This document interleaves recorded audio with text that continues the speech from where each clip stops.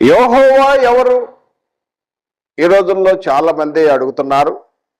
అప్పుడు కూడా మోషే కూడా అడిగాడు, నువ్వు ఎవరు అని అడిగాడు.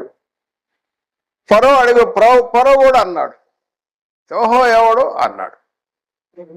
ఈ రోజుల్లో కూడా చాలా మందికి యెహోవా ఎవరు, చాలా మంది అనేక మంది ప్రశ్నిస్తూ ఉంటారు. యేసుక్రీస్తు ఎవరు, పరిశుద్ధాత్ముడు ఎవరు అని ఈ విధంగా అనేక ప్రశ్నలు అడుగుతూ ఉంటారు.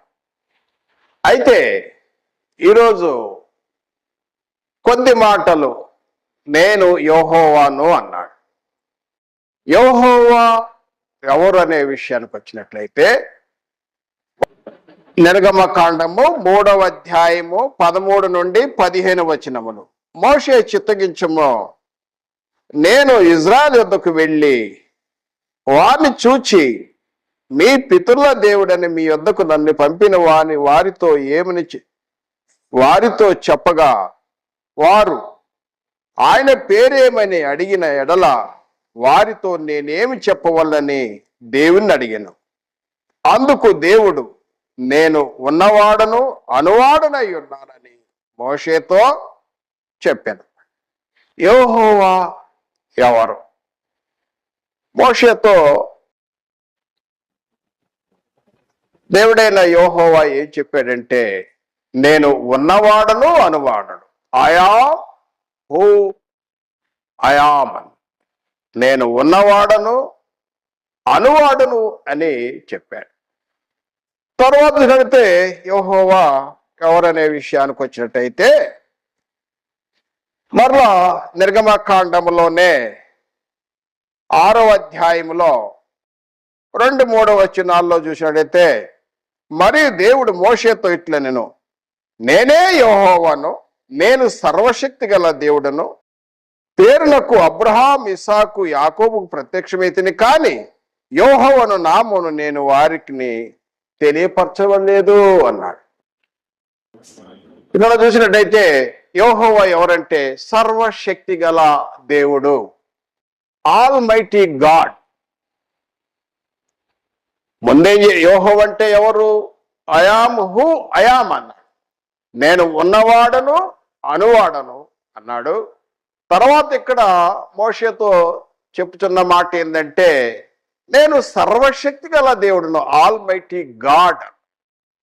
అదే మరి నిర్గమకాండంలో 5వ అధ్యాయంలో మోషే అహరోనులు ఫరో దగ్గరికి వెళ్ళినప్పుడు అక్కడ చెప్తున్నప్పుడు, మా దేవుడు మమ్మల్ని, మేము ఆ యొక్క కారణానికి వెళ్ళి మేము పండగ చేసుకోవాలి, ఫీస్ట్ చేసుకోవాలి, ఉత్సవం చేసుకోవాలి, మమ్మల్ని పంపని చెప్పినప్పుడు యెహోవా ఎవడు? అప్పుడు 5వ అధ్యాయంలో 2వ వచనంలో 3వ వచనం అక్కడ చూసినట్టయితే మా దేవుడు హెబ్రీల దేవుడు అని సెలవిచ్చారు. హెబ్రీల దేవుడు. దయచేసి గమనించండి, యెహోవా ఎవరు? ఒకటి ఉన్నవాడు అనువాడు, రెండవది సర్వశక్తి గల దేవుడు, మూడవది హెబ్రీల దేవుడుగా మనం చూస్తాం. తర్వాత యేసు ప్రభు వారు ఈ యెహోవాను మరలా ఏ విధంగా తెలియపరిచాడంటే, మార్కు సువార్తలో 12వ అధ్యాయం, మార్కు సువార్త 12వ అధ్యాయం, 12వ అధ్యాయంలో అక్కడ శాస్త్రం 28, 29, 30 వచనాల్లో చూద్దాం. దయచేసి ఇక్కడ విశేషంగా శాస్త్రంలో 28వ వచనం, 12, 28 మార్కు. శాస్త్రంలో ఒకడు వచ్చి వారు తర్కించుట విని ఆయన వారిని బాగా ఉత్తరమిచ్చని గ్రహించినట్టు, ఆజ్ఞలన్నిటిలో ప్రధాన ఆజ్ఞ ఏదని అడిగాను. అందుకు యేసు 29వ వచనం, ప్రధానమైన ఆజ్ఞ ఏదనగా, ఓ ఇజ్రాయేలు వినుము, మన దేవుడైన ప్రభువు అద్వితీయ ప్రభువు, నీవు నీ పూర్ణ హృదయంతోనూ, నీ పూర్ణ ఆత్మతోనూ, నీ పూర్ణ వివేకముతోనూ, నీ పూర్ణ బలముతోనూ నీ దేవుడైన ప్రభువును ప్రేమింపవల్లని, ఇదే ప్రధానమైన ఆజ్ఞ అని యేసు ప్రభు వారు సెలవిచ్చాడు. వాస్తవానికి ఈ యొక్క విషయం ఎక్కడది? ద్వితీయోపదేశ కాండములో 6వ అధ్యాయం, ద్వితీయోపదేశ కాండంలో 6వ అధ్యాయం. యెహోవా ఎవరు అనే దాన్ని కొద్ది మాటలు నేను జ్ఞాపకం చేస్తున్నాను ఈరోజు ఈ పాఠము యొక్క అంశం తెలియపరచబోయే ముందుగా. ద్వితీయోపదేశ కాండములో 6వ అధ్యాయము 4వ వచనం. ఇజ్రాయేలు వినుము, మన దేవుడైన యెహోవా అద్వితీయుడగు యెహోవా నీ పూర్ణ హృదయంతోనూ నీ పూర్ణ ఆత్మతోనూ నీ పూర్ణ శక్తితోనూ నీ దేవుడైన యెహోవాను ప్రేమింపవలెను. ఇదే విషయాన్ని మార్కు సువార్త 12వ అధ్యాయంలో 29వ వచనంలో యేసు ప్రభువు వారు చెప్పారు. ద్వితీయోపదేశ కాండంలో యెహోవా అని ఉంది. యేసు ప్రభు వారు చెప్పిన ఆ యొక్క మార్కు సువార్త 12వ అధ్యాయం 29వ వచనంలో వారు ప్రశ్న అడిగినప్పుడు, యెహోవా దేవుని గురించి అడుగుతున్నప్పుడు, ఏంటి ఆజ్ఞల గురించి అడిగినప్పుడు యెహోవాను ప్రభువు అని సెలవిచ్చాడు. ఎందుకంటే యెహోవా అనే పదము అతి పరిశుద్ధమైనది. అది హెబ్రీ పదం. అది వాస్తవానికి YHWH ఆ పదము మనం పలకలేం. ఇంగ్లీషు వారు కూడా పలకలేరు.